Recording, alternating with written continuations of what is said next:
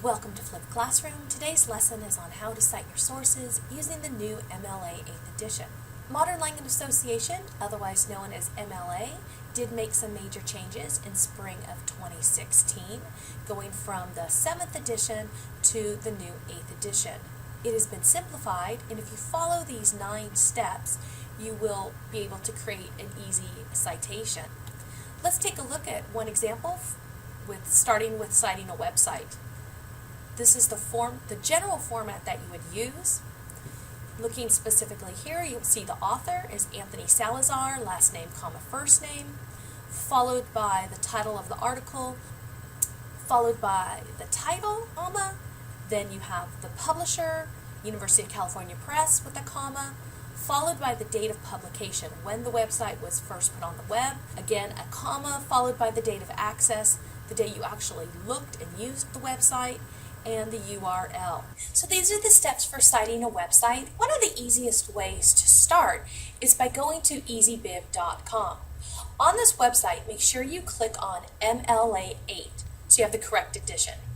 You'd start by typing in the website and clicking on Cited. You will automatically be given a new citation. Now keep in mind, the citations are not always perfect on EasyBib. You would want to match them to the format, the MLA format. To cite a book, once again, you would use this format, MLA format, and I'll give you an example. Here we have the author followed by a period, then you'd have the title that's italicized, followed by a period. There are no other contributors or editors to this book, so you skip that.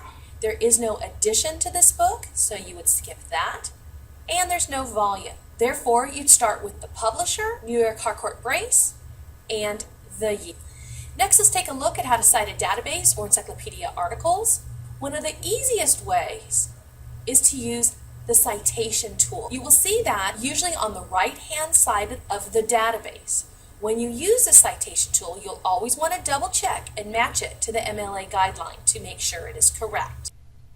So here are the steps to use the citation tool. Starting from the website, you would go ahead and click on Dictionaries and Encyclopedias. From there, you can click Groliers Online for the encyclopedia.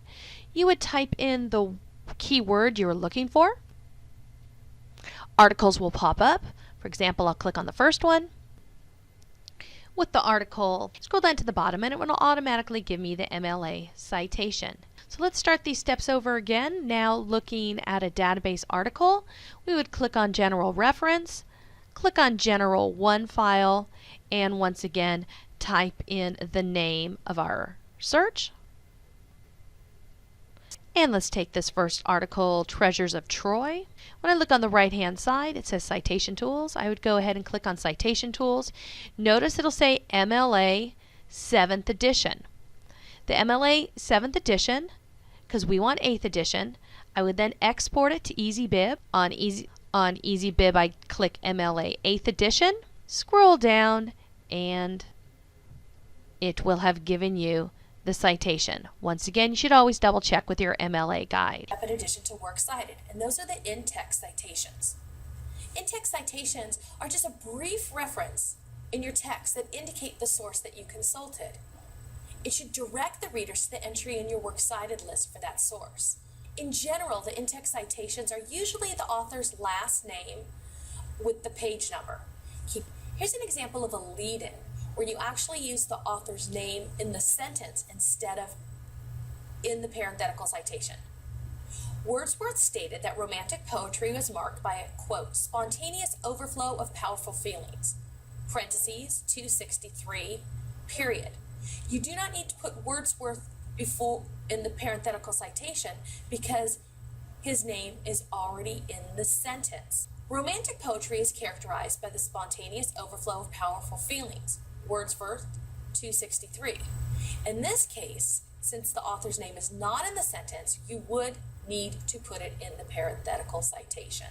Once again, if the essay is providing a signal word or phrase, which is usually the author's last name, the citation does not need to also include that information.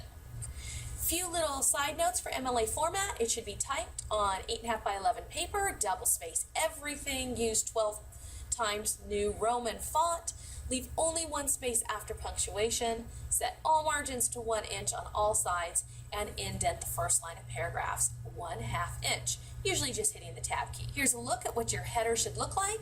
Your name, the teacher's name, the class name, and date. The date always goes the day, month, then year, and there's no commas. And on the top right-hand side of your paper is your last name and the page number. If you need more assistance, one of the best websites, going to OWL Purdue. There's also this great PowerPoint presentation that you can take a look at by following this link. And if you'd like me to take a look at your works cited page or in-text citations, you can always stop by the library between 7:30 and 3:30, or Google share your essay with me and I can take a look at it and give you some feedback. Once again, thanks for joining me in Flip Classroom today.